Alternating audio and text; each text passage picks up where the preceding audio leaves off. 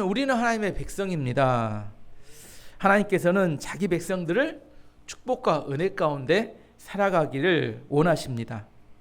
하지만 죄와 상처는 하나님의 축복을 막아버립니다. 특별히 악한 마귀는 우리가 하나님의 축복 가운데 살아가는 것을 이렇게 그대로 내버려 두지 않아요. 우리 안에 끊임없이 의심을 심고 끊임없이 신앙을 뿌리채 흔들려고 합니다. 우리 예수님 믿고 구원을 받았는데 여전히 죄와 상처 가운데 무너지는 이유가 뭘까요? 많은 성도들이 이런 고민을 합니다. 우리 예수님을 믿으면 우리 안에는 귀신이 떠나갑니다. 우리 예수님을 믿으면 우리 안에 죄와 상처가 떠나가고 마음이 빈 공간이 남아요.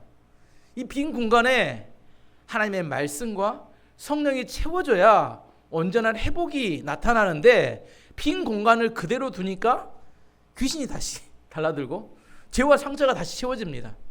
온전한 회복이 이루어지기 위해서는 우리의 빈 공간의 마음 가운데 말씀과 하나님의 약속의 말씀과 성령이 가득 채워져야 합니다. 교회에서 열심히 봉사하고 섬기는 사람이 갑자기 좌절하고 낙심합니다. 더 이상 봉사하지 않겠다고 이야기하고 교회도 출석하지 않는 경우도 발생합니다. 그 이유는 온전히 회복되지 않은 채로 교회 여러 가지 일을 하다가 자기 자신이 고갈되어 버렸기 때문입니다. 지쳐버렸어요. 하나님 말씀 가운데 살지 못합니다. 그래서 우리가 신앙생활할 때 먼저 일을 하는 것보다 먼저 상처가 회복되고 내 마음 가운데 관계가 회복되고 여러 사람들, 목회자, 하나님과의 관계가 회복되고 비전이 회복되는 게 먼저입니다. 사람들 만날 때 사람들의 생각이 부정적인 생각이 가득한 사람이 있고 생각에 긍정적으로 하나님을 기대하는 사람이 있습니다. 뭐가 있다고요? 부정적인 사람이 있고 긍정적인 사람이 있어요. 고난이 찾아옵니다. 고난이 찾아오면 어려움이 우리 자주 오니까. 그러면 부정적인 사람은 내가 그럴 줄 알았지. 내 팔자가 다 그렇지 이렇게 생각한다는 거예요. 내 팔자가 다 그렇지. 긍정적인 사람은 하나님께서 나를 정금 같은 존재로 만들기 위해서 고난을 허락하신 거야. 이 과정을 거치면 나는 놀라운 능력과 믿음의 사람으로 변할 거야. 이렇게 생각한다는 거예요. 같은 고난을 만나지만 고난을 보면서 어떤 사람은 내 그럴 줄 알았어. 내 인생이 그렇고 팔자가 그렇지. 이렇게 생각하는 사람이 있고 하나님께서 이걸 통하여 나를 정금같이 뛰어난 놀라운 존재로 나를 만들까 이렇게 생각하는 사람이 있다는 거예요. 다른 반면에 좋은 일이 발생했어요. 내 안에. 부정적인 사람은 좋은 일이 발생하면 뭐라고 생각하냐면 이번엔 좋았지만 이 다음에 어쩐다고요? 힘든 일이 또 생길 거야 이렇게 생각해요. 뭘 기대해요? 또 힘든 일을 기대하고 있습니다. 긍정적인 사람은 어떻게 생각해요? 긍정적인 사람은 나는 역시 하나님의 축복의 사람이야. 항상 나에게는 하나님의 복이 따라다녀. 이렇게 생각한다는 거예요. 긍정적인 일이 있을 때도 좋은 일이 있을 때도 부정적인 사람들은 이 다음에는 안 좋은 일이 또 생길 거야 이렇게 생각하고 긍정적인 사람들은 역시 하나님의 복은 나를 따라다녀 이렇게 생각한다는 거예요. 여러분은 어느 쪽에 속하신가요? 긍정적이신가요? 부정적이신가요? 어디에 속해요? 오늘 에레미야 29장 11절 13절 말씀을 다시 한번 제가 읽어보도록 하겠습니다. 여호와의 말씀이니라 너를 향한 나의 생각을 내가 아나니 평안이요 재앙이 아니니라 너희에게 미래와 희망을 주는 것이니라. 너희가 내게 부르짖으며 내게 와서 기도하면 내가 너희들의 기도를 들을 것이요 너희가 온 마음으로 나를 구하면 나를 찾을 것이요 나를 만나리라. 남왕국 유다가 바벨론에 의해서 멸망당할 때 백성들이 포로로 잡혀가는 상황이 되었습니다. 그들은 하나님의 선택된 민족이었어요. 이스라엘 민족이었으니까. 근데 왜 이방 민족, 하나님 안 믿는 민족에게 멸망을 당할까요? 이렇게 생각했습니다. 그들은 이해가 안 됐습니다. 그러면 생각했어요. 하나님이 우리를 버리셨는가? 이렇게 생각했다는 겁니다. 이방 민족에게 우리 하나님을 믿는 민족이 망하게 되니까 우리 하나님 버리셨을까? 도저히 이해가 안 되니까 하나님 왜 저 이방 민족에게 하나님을 믿는 백성들이 짓밟히고 포로로 잡혀가는 겁니까? 그런데 왜 그때 하나님은 구원하지 않으시고 지켜만 보시는 겁니까? 이런 마음이 들었다는 거예요. 그들이 이런 마음 가운데 드는 생각이 하나님은 재앙을 주시는 분인가 이런 오해를 했다는 거예요. 그때 사람들이, 이스라엘 백성들이 하나님 우리에게 재앙을 주시는 분인가 이렇게 오해하고 있을 때 오늘 본문의 말씀을 에레미야가 이야기합니다. 하나님은 너희를 향한 하나님의 생각은 재앙이 아니라 평안과 장래의 소망을 주려는 것이다. 평소 잘 될 때 이런 이야기를 들으면 뭐 당연하지 이렇게 생각하지만 고난과 어려움이 있었을 때 하나님 왜 나를 돕지 않나 이런 생각할 때 하나님 나에게 재앙을 주시는 분인가 이런 생각을 할 때 하나님은 소망과 평안을 주시기를 원한다 이렇게 말씀하지만 그 쉽게 받아들이지 않습니다. 왜 그런데 하나님은 제가 여러 번 설명했습니다. 이스라엘 남유다가 바벨론에게 멸망당하게 하셨을까요? 왜 그랬을까요? 포로로 잡혀가게 된 이유는 그들이 우상 숭배의 죄로 찌들려 있었기 때문에 그들을 깨끗하게 하기를 원하셨기 때문입니다. 뭐 하기를 원하셨어요? 깨끗하게 하기를 원하셨어요. 다시 하나님과의 관계가 회복된 나라가 되도록 하기를 원하셨다는 거예요. 하나님의 계획은 그들을 회복시키는 거였습니다. 중요한 단어가 회복입니다. 하나님은 그들을 하나님 안에서 축복의 관계로 회복하기를 원하셨습니다. 하나님께서는 그 이전에 많은 선지자들을 보내서 우상 숭배하지 마라, 하나님 말씀대로 살아야 된다 이렇게 말씀했지만 그들은 다 무시했어요. 그 이야기를 한 귀로 듣고 한 귀로 흘러버립니다. 더욱더 우상 숭배를 하고 하나님보다 애굽을 더 의지하고 죄악이 그 사회를 덮어버렸어요. 하나님께서는 부패한 남유다를 깨끗하고 거룩하게 만들기 위해서 작정하셨습니다.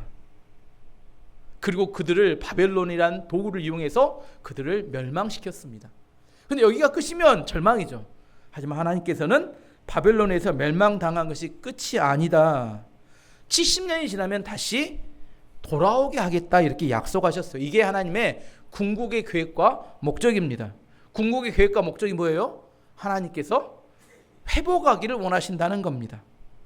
하나님은 재앙을 주시는 분이 아니라 우리를 회복하기 원하십니다. 근데 회복하기를 원하시는데 그냥 잘 대해줘서만으로 회복이 안 되니까 겉모양으로는 재앙의 모양이지만 그들을 무너지게 만들어서 다시 하나님과의 관계를 회복하게 되기를 원하셨다는 겁니다. 성경은 하나님은 축복의 하나님이다 그렇게 이야기합니다. 축복의 하나님이다. 근데 성경이 말하는 하나님의 축복의 하나님이라는 것은 어떤 의미일까? 하나님의 축복의 하나님이다. 이건 이런 의미입니다. 우리에게 어떤 어려움과 문제가 있다 하더라도 하나님은 반드시 나를 회복시키는 분이다. 다시요. 하나님의 축복은 뭐냐면 어떤 과정을 거치든지 마침내 나를 반드시 회복시키는 분이다. 이게 하나님의 축복입니다. 하나님 무조건 우리에게 잘해준다는 게 아니라 언젠가는 하나님 나를 회복시키는 분이다. 지금의 상황은 모두 다 나를 회복시키기 위한 하나님의 과정입니다. 지금의 과정을 광야의 시간을 통과하면 하나님은 우리를 깨끗하게 그분이 만들어 쓰실 만한 그릇으로 만드시는 겁니다. 우리는 광야를 통과하며 하나님을 만나게 됩니다. 그리고 하나님의 음성을 듣게 됩니다. 그리고 믿음의 확신을 갖게 됩니다. 이 믿음의 확신이 있을 때 우리는 평안합니다. 이 땅을 살아갈 때 불안해요. 두렵습니다. 왜 두렵고 불안해요? 확신이 없으니까. 상황에 휘둘리니까. 끊임없이 상황이 우리를 지배합니다. 내 안에 하나님에 대한 말씀의 확신이 없어요. 지금도 확신이 없으면 어디 다녀오면 됩니까? 광야 한번 잠시 갔다 오시면 확신이 생깁니다. 안 갔다 오고 생기면 참 좋은데 하나님은 우리를 회복하기 원하십니다. 불안과 두려운 염려 가운데 살아가기를 원하시지 않아요. 믿음이 없는 사람은 일이 잘 돼도 불안하고 일이 안 돼도 불안합니다. 어떻게 해도 불안해요. 뭔 말인지 이해하실 겁니다. 어떻게 해도 불안해요. 잘 돼도 불안, 안 돼도 불안. 왜 그래요? 확신이 없으니까. 하나님을 만나서 하나님의 음성을 듣고 그분이 주신 약속의 말씀으로 확신이 돼야 내 안에 평안과 소망을 따라가게 되는데 확신이 없으면 언제도 불안합니다. 병들어도 불안하고 건강해도 불안하고 뭐 잘 돼도 불안하고 안 돼도 불안하고 아까 말했잖아요. 안 되면 내 그럴 줄 알았어요. 잘 되면 이 다음에는 힘든 일이 있을 거다. 뭐든지 생각이 다 부정적입니다. 왜 그래요? 믿음이 없으니까. 하나님 우리 가운데 회복하기를 원하시는데 데살로니가서 5장 22절 23절 보면 다시 한번 약속하십니다. 23절 말씀 보겠습니다. 평강의 하나님이 친히 너희를 온전히 거룩하게 하시고, 평강의 하나님은 우리를 거룩하게 하기를 원하시고, 또 너희의 온 영과 혼과 몸이 영혼 육이 우리 주 예수 그리스도께서 강림하실 때 흠없게 보존되기를 원하노라. 하나님 우리를 거룩하게 하기를 원하시며 우리의 영, 혼, 육 모두가 다 우리가 흠없는 존재로 온전해지기를 원한다. 하나님 우리를 회복시키기를 원한다. 그 이야기가 요약된 이야기입니다. 요한 3서 2절 말씀 보시면, 사랑하는 자여 내 영혼이 잘된 같이 내가 범사에 잘되고 강건하기를 내가 간구하노라. 내 영혼이 잘되고 범사가 잘되고 내 몸이 건강하기를 내가 기도한다. 하나님은 우리의 영혼육이 다 잘되기를 하나님이 원하십니다. 마태복음 7장 7절에서 11절까지 말씀을 보시면, 구하라 그리하면 너에게 주실 것이요, 찾으라 그리하면 찾아낼 것이요, 문을 두드리라 그리하면 너희에게 열릴 것이니 구하는 이마다 받을 것이요 찾는 이마다 찾아낼 것이요 두드리는 이에게는 열릴 것이니라. 너희 중에 누가 아들이 떡을 달라 하는데 돌을 주며 생선을 달라 하는데 뱀을 줄 사람이 있겠느냐? 너희가 악한 자라도 좋은 것으로 자식에게 줄 알거든 하물며 하늘에 계신 너희 아버지께서 구하는 자에게 좋은 것으로 주지 않겠느냐? 어떤 조건이 중요한 게 아니라 하나님을 찾는 게 중요하다 이야기합니다. 구하라, 찾으라, 문을 두드리라. 내가 죄를 지었는지 안 지었는지 이거보다 더 중요한 것은 하나님을 찾는 겁니다. 내가 믿음이 얼마나 크냐, 적냐, 이거 중요하지, 이것도 중요하지, 이것보다 더 중요한 것은 하나님을 찾는 겁니다. 죄인임에도 불구하고, 내가 믿음이 적음에도 불구하고 하나님을 찾게 되면 하나님이 우리를 만나 주시겠다 이렇게 약속하시는 겁니다. 악한 자도 자기 자녀에게 좋은 걸 주는데 하늘에 계신 우리 아버지께서 자기 백성들에게, 자기 자녀들에게 좋은 것을 주지 않겠느냐 이렇게 약속하십니다. 여기서 가장 중요한 단어는 무슨 말이냐면, 하나님께 나갈 때는 하나님, 제가 하나님의 자녀입니다, 하나님 백성입니다 이렇게 이야기해야 말이 통한다는 거예요. 자녀가 아닌데 뭘 구하면 줘요? 안 줍니다. 하나님, 제가 하나님 자녀입니다, 이걸 강조하고 하나님께 나가야 합니다. 내가 하나님 백성입니다. 하나님은 자기 백성을 축복하시기를 원하십니다. 부모는 자기 자녀를 축복하기를 원합니다. 원숭이 자손이 아니죠. 후손이 아니죠. 우리는 진화를 믿지 않습니다. 우리는 원숭이 후손이 아닙니다.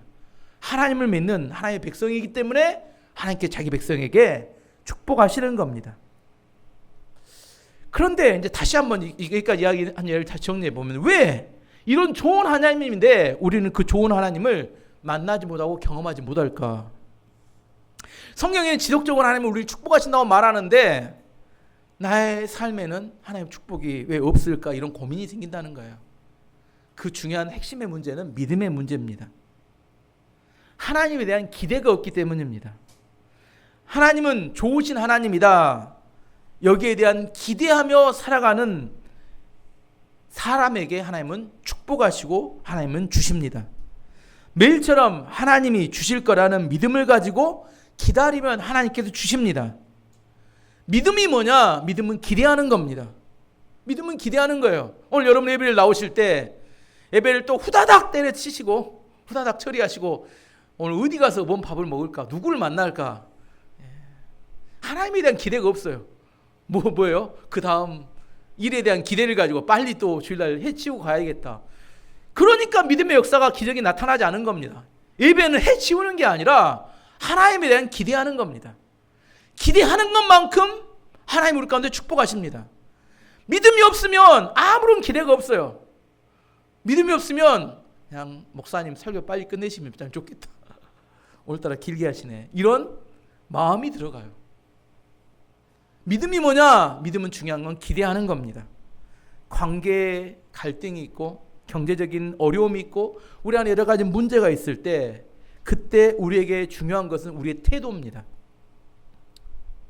그런 상황 속에서 어떤 태도를 보이는가, 이게 우리 인생에 매우 중요합니다. 하나님에 대한 믿음이 있어요. 내가 믿음이 있습니다. 믿음이 있으면 하나님에 대해서 기대하는 마음이 생깁니다. 믿음은 기대다니까요. 믿음이 뭐냐 그렇게 물어보면 기대하는 거다 이렇게 생각하면 됩니다. 내 마음에 하나님에 대한 기대하는 마음이 있으면 예배를 드린 사람의 태도가 달라집니다. 그 사람의 태도를 보면 그 사람의 믿음을 알 수 있어요.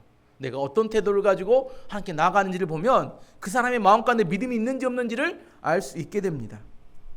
올해 미국의 휴스턴 오픈 골프 대회에서 우승한 사람이 게리 우들랜드라는 골프 선수가 있습니다.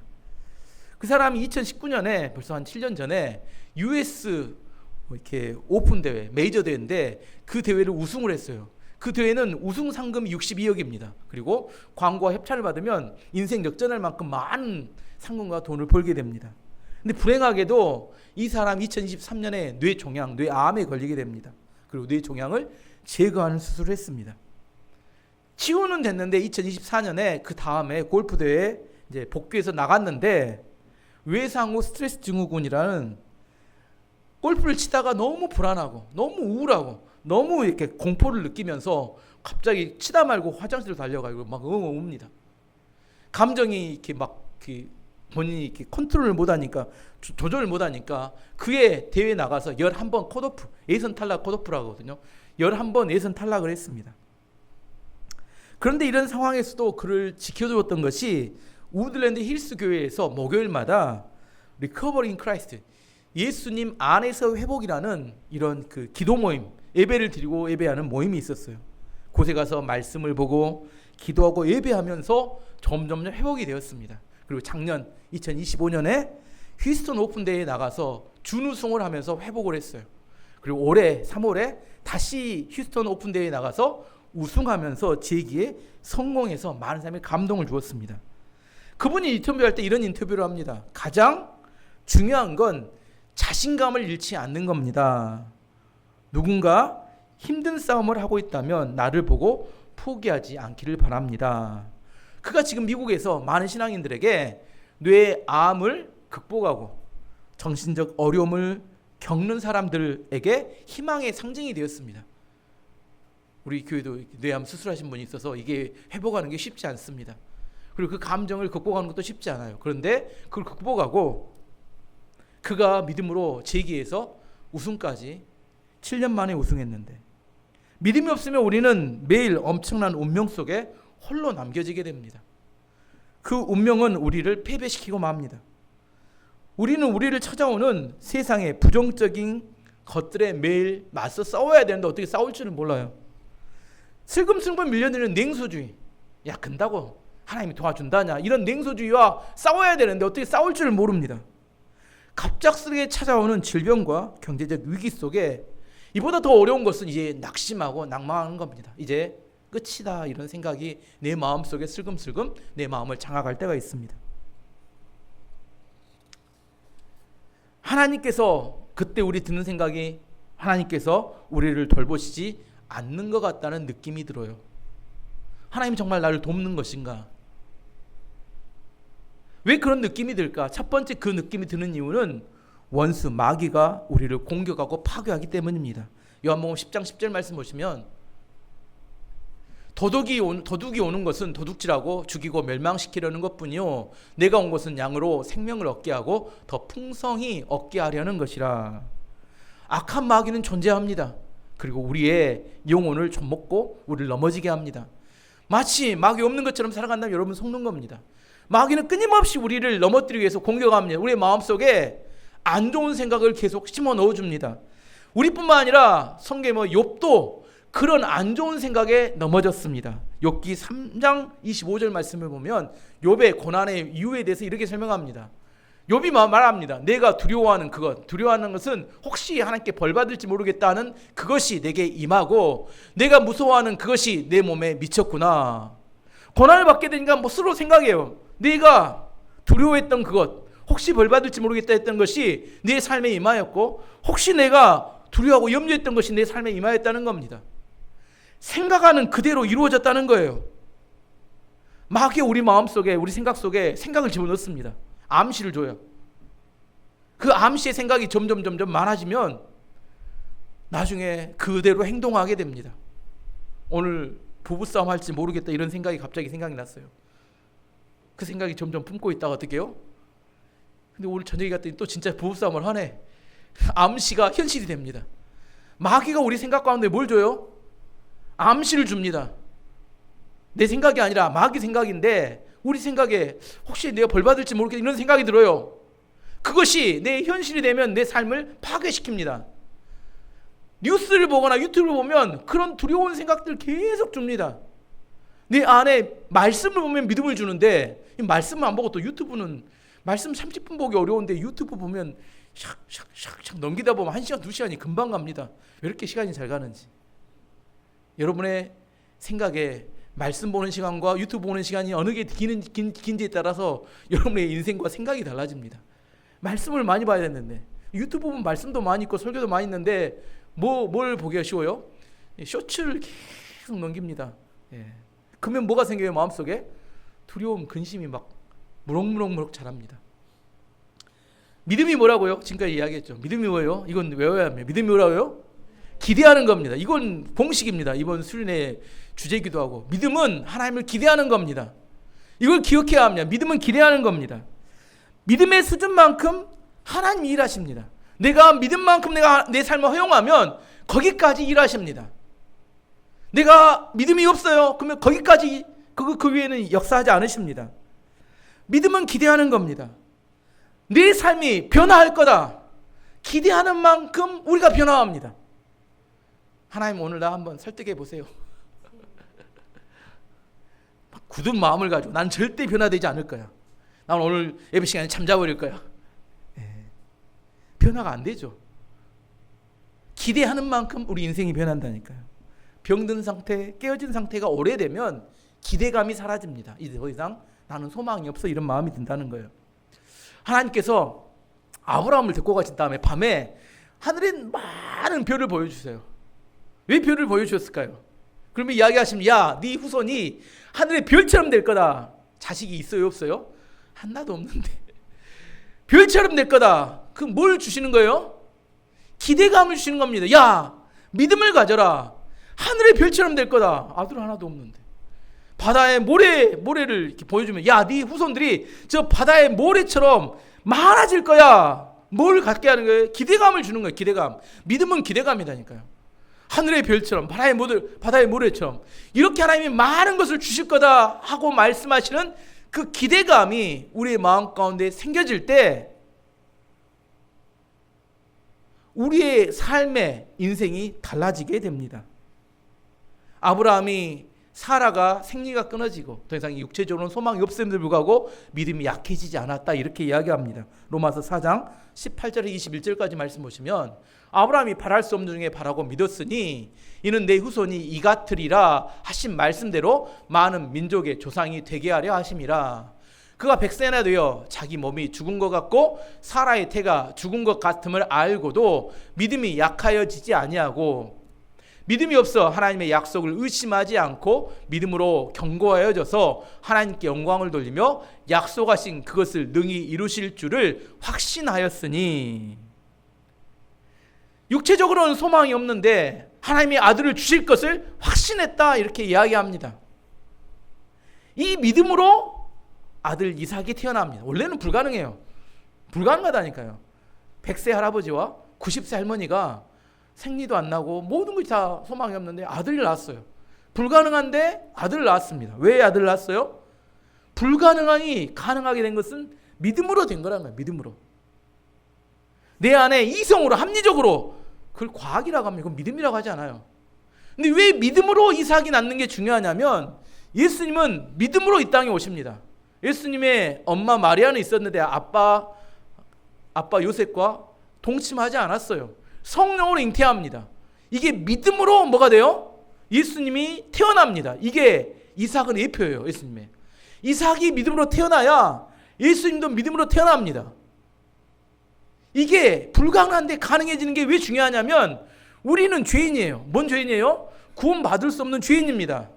구원받을 수 없는 죄인이 어떻게 구원을 받아요? 불가능한 일입니다. 근데 어떻게 구원을 받을까요? 믿음으로. 이삭도 믿음으로 아이가 태어났고 예수님도 믿음으로 이 땅에 태어나고 우리가 영적으로 구원받는 것도 내가 교회 열심히 다녔더니 구원받았더라 이거 아닙니다. 믿음으로 우리가 구원을 받는 겁니다. 이게 중요해요. 불가능한데 믿음으로 되어진 거, 기대하는 믿음으로 되어진 게 중요합니다. 하나님은 좋으신 분입니다. 축복의 하나님입니다. 하나님의 축복은 제가 지금까지 이야기했던 게 뭐냐면 우리를 회복하기를 원하신다는 겁니다. 죄로 구원받기 불가능한 우리를 회복하기 원하신다는 거예요. 우리의 형편과 우리의 인성과 우리의 내면과 우리의 숨겨져 있는 걸 보면 구원받을 가능성이 없어요. 솔직히 오늘 주일날 복장 깔끔하게 입고 오시고 뭐 그럴싸하게 오시지만 집에서 여러분의 마음을 뒤져보면 이 구원받을 건덕지가 있는 사람들이 아닙니다. 이 불가능한 사람을 구원하시는 것은 하나님의 은혜라는 겁니다.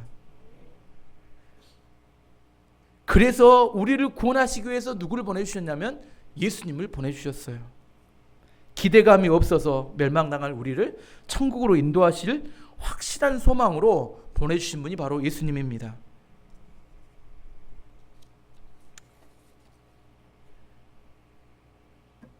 나 같은 죄인도 하나님께서 구원하실 수 있을까요? 어떻게 구원하실 수 있을까요? 어떻게 구원하실 수 있을까요? 믿음으로. 이게 중요하냐? 믿음으로. 사람의 힘으로는 안 돼요. 아직 내 힘으로 내가 열심히 가면 교회 다니면 구원받을 수 있겠다 생각하면 착각입니다. 누가복음 15장을 보면 탕자의 비유가 나옵니다. 탕자의 형이 있어요. 탕자의 형. 탕자의 형은 아버지 옆에 계속 있었는데 이 탕자의 형의 가장 큰 문제는 뭐냐면 아버지에 대한 기대감이 없었다는 거예요. 기대하지 않았습니다. 누가복음 15장 29절 말씀 보시면 탕자의 형이 이렇게 이야기합니다. 아버지께 대답하여 이르되 내가 여러 해 아버지를 섬겨 명을 어김이 없거늘 내게는 염소 새끼라도 주어 나와 내 벗으로 즐기게 하신 일이 없더니 탕자 둘째 아들은 아버지께 많은 유산을 달라고 이야기했어요. 아버지가 줬어요? 안 줬어요? 줬어요. 왜 줬을까요? 둘째 아들은 아버지를 믿었어요. 아버지가 주실 분이다 이렇게 생각했다는 거예요. 물론 나가서 다 말아먹었지만 그래도 뭔 마음이 있었어요? 기대하는 마음이 있었다니까요. 근데 탕자의 형은 기대를 안 하니까 염소 새끼 한 마리도 주라고 안 했어요. 탕자가 나가서 말아먹었습니다. 근데 어떤 마음이냐면 아버지께 돌아가면 다시 회복시켜 줄 거야 이런 기대하는 마음이 있으니까 돌아왔어요? 안 돌아왔어요? 그런 마음이 없었으면 돌아오지도 않았을 겁니다. 탕자 형의 문제는 아예 기대를 하지 않으니까 달라고도 하지 않고 망하지도 않았는데 평생 아버지 옆에서 불평하고 원망하고 살아가는 게 그 탕자 형의 문제였다는 거예요. 그날의 문제는 기대하는 마음이 없는 겁니다. 하나님께서는 우리 가운데 끊임없이 하나님을 기대하기를 원하십니다. 예수님의 십자가는 우리를 회복시키기 위한 하나님의 기대감을 아주 극대화한 그런 사건입니다. 십자가의 복음은 하나님이 이렇게 말씀하시는 거예요. 나를 기대해도 좋다 이렇게 이야기하는 겁니다. 하나 물어볼게요. 여러분 아들들이 있으시죠? 자녀들. 십자가의 못을 박아 죽게 만드는 게 쉬울까요? 어려울까요? 나는 기꺼이 우리 아들로 맡겨버리겠습니다. 십자가에 못 박으라고. 말도 안 듣고 공부도 안 하는데. 그럴 사람 별로 없습니다. 거의 없죠. 하나님께서 자기 아들을 십자가에 못 박아 죽이셨다는 것은 내가 너희를 구원하기 원하는 마음이 이 정도 된다는 거예요. 내 아들이 죽는 대가가 있었음에도 불구하고 내가 너희를 구원하기를 원하고 축복하기를 원한다는 그런 증거이자 사인이 십자가에서 아들이 죽게 하는 사건입니다. 하나님이 우리를 축복하기를 원하신다. 제가 아무리 이야기해도 오늘도 안 믿을 사람은 절대 안 믿습니다. 바로 나가면서 하나님은 나에게 재앙을 주시는 분인가? 나는 왜 이렇게 어려운 일이 많은가? 제가 오늘 계속 이야기하는 하나님 우리를 축복하신 하나님 God is so good 이야기하고 그 하나님을 기대하는 사람이 하나님 믿음으로 우리를 구원하신다 그렇게 말하고 있습니다. 어느 정도까지? 아들을 십자가에 달려 죽게 하기까지 우리를 구원하시기를 원하신다는 거예요. 그 이야기가 제 이야기가 아니라 로마서 8장 32절 말씀에 나옵니다. 자기 아들을 아끼지 아니하시고 우리 모든 사람을 위하여 내주시니가 어찌 그 아들과 함께 모든 것을 우리에게 주시지 아니하겠느냐. 이게 우리에게 하나님께서 우리에게 주시는 약속입니다. 아들과 함께 모든 것을 주시겠다. 이게 내 마음에 믿어질 때 우리는 구원을 받고 하나님의 믿음으로 살아가는 것이 얼마나 큰 축복이고 영광이고 우리 인생을 바꿀 만한 놀라운 역사인지 그때 우리는 깨닫게 되고 알게 됩니다. 오늘 가장 중요한 이야기는 믿음이란 하나님을 기대하는 겁니다. 기대가 우리의 믿음입니다. 그 믿음이 우리를 구원합니다.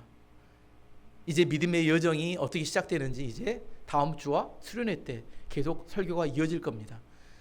기대하는 마음을 가지고 오늘 다 들었지만 좋은 이야기지만 제 생각에는 기억하실 분은 별로 안 계실 것 같아요. 그래서 이 설교는 유튜브에 올려서 반드시 여러분 반복적으로 들으셔서 내 마음이 언제까지 들어야 될까요? 기대하는 마음이 생길 때까지 계속 들으셔야 합니다. 이거 절대로 5분 지나면 이거 다 바로 잊어봅니다. 기대하라고 하는데 나는 또 재앙을 생각하고 있으니까 믿음이 없어요. 우리 안에 믿음이 없어요. 하나님도 답답하셔요. 이런 사람들 어떻게 구원하시겠다고 발버둥 친 하나님도 참 제 마음에 안타깝습니다. 전달하는 저도 안타깝습니다. 이 마음을. 하지만 이 마음이 믿음이 생길 때까지 여러분 계속 들으시고 다음 주 수련회를 준비하고 오시면 하나님께서 이 수련회를 통하여 여러분의 인생과 가정에 놀라운 축복을 허락하실 줄로 믿습니다. 자, 다 함께 같이